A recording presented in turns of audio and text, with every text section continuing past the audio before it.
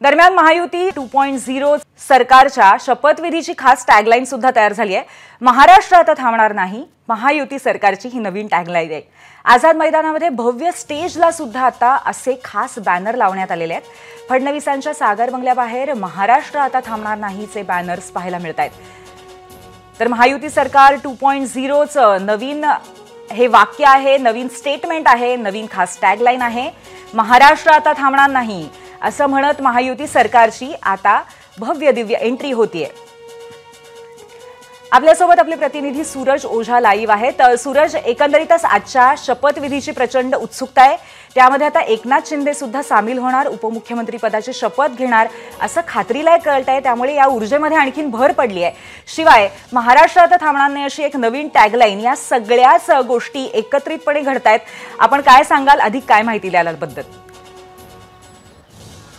नक्की पॉलिटिक्स एक असा विषय आहे ज्याच्यात बऱ्याच असे संदेश असतात जे फक्त एक टॅगलाईनचा वापर करून दिला जातो। आपल्याला माहित असेल की ज्या प्रकारे उद्धव ठाकरे म्हणजे महाविकास आघाडी ज्या प्रकारे महायुतीवर नेहमीच आरोप करते की महाराष्ट्राचे जेवढे व्यापार होते, जेवढे महत्त्वाची गोष्टी होती ते गुजरात इथे गेलेले आहेत। त्यानंतर आता या टॅगलाईनचा मदतीने हे सांगण्याचा प्रयत्न करत आहे की आता आमची मजबूत सरकार आलेली आहे, महाराष्ट्र आता थांबणार नाही आहे। आम्ही 3 लोक आहोत, 3 इंजन आहे, मजबूत इंजन आहे आणि त्याची गती खूपच जास्त असणार आहे। एनसीपी आहे, शिवसेना शिंदे गट आहे, त्याचबरोबर बीजेपी आहे, महत्त्वाचा जो इंजन आहे, मोठा इंजन ज्याला म्हटलं जातं, ज्याची हॉर्स पॉवर जास्त आहे असंही म्हटलं जात आहे।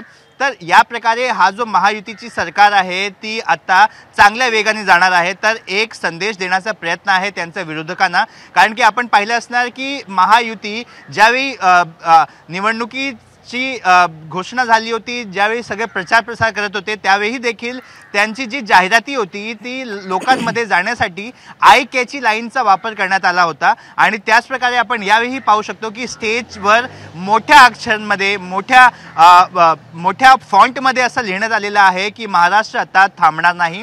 हा संदेश महाराष्ट्राच्या लोकांना त्याचबरोबर विरोधकांना देण्याचा प्रयत्न केला गेलेला आहे असंही म्हटलं जात आहे।